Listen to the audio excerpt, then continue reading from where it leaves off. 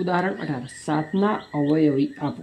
અવયવી શોધતી વખતે કોઈ પણ સંખ્યા આપી હોય તેનો ઘડિયો બોલવો।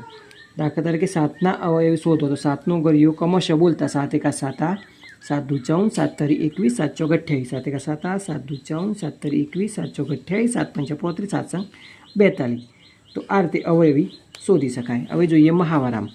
મહાવરોમાં 3 તો 3નો અવયવી શોધતા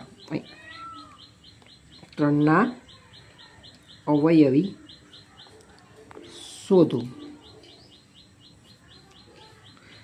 નીચેની સંખ્યાના પ્રથમ 5 ગુણક એટલે કોઈ પણ 5 સુધી જવાનું। તો 3નો અવયવ શોધતા 3નો ઘડિયો 5 સુધી 3 એકા 3 3 દુ 6 3 તરી 9 3 ચોક 12 અને 3 પંચા 15।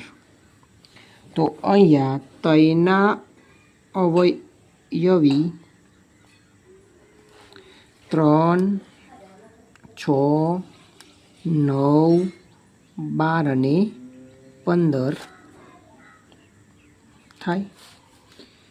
એ રીતે 9ના અવયવી 9ના અવયવી તો 9ના અવયવી 9નો ઘડિયો 5 સુધી 9 એકા 9 9 દુ 18 9 તરી 27 9 ચોક 36